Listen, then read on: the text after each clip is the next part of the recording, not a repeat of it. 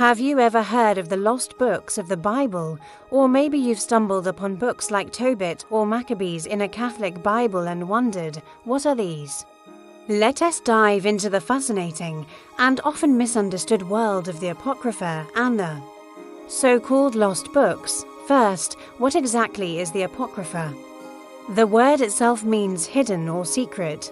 In a biblical context, it refers to a set of books that are included in some versions of the Old Testament, but not others. These books, like Judith, the Wisdom of Solomon, Sirach, and 1st and 2nd Maccabees, were written in the period between the Old and New Testaments. Here's the key difference. Catholic and Orthodox Bibles include these books, calling them deuterocanonical, which means second canon. They see them as divinely inspired scripture.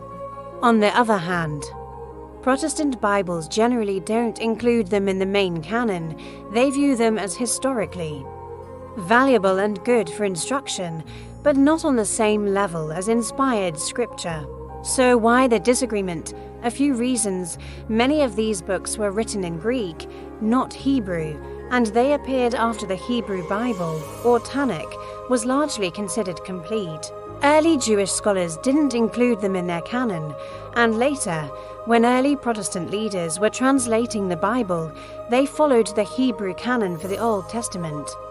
Placing the Apocrypha in a separate section or leaving it out entirely, they also raised some concerns about certain historical details and doctrines found in these books.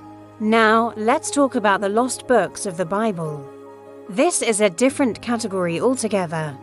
These are ancient writings that are actually mentioned within the Bible itself, but are not part of it. For example, the book of Joshua references the book of Jasher, and the book of Numbers mentions the book of the wars of the Lord.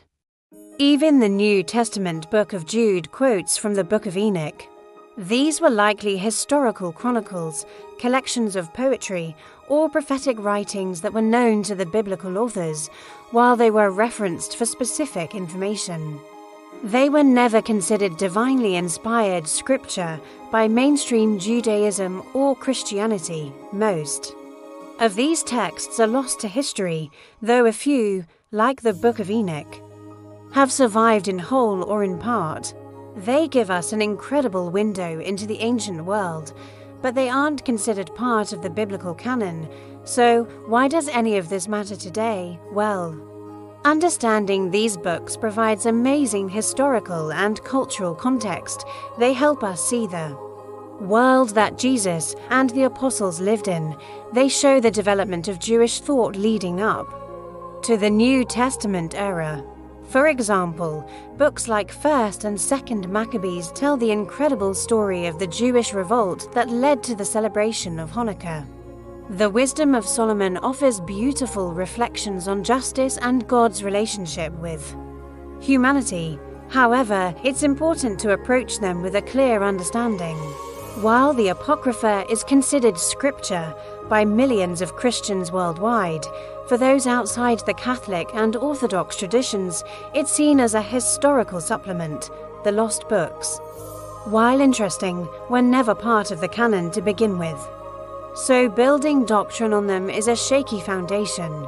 So, the bottom line is this: the Apocrypha is a collection of ancient Jewish writings that are a legitimate part of the Bible for some Christian traditions. The lost books are texts mentioned in the Bible but not included in it. Both can enrich our understanding of history and theology, but it is crucial to know the difference and to ground our core faith and practice in the universally accepted canonical scriptures.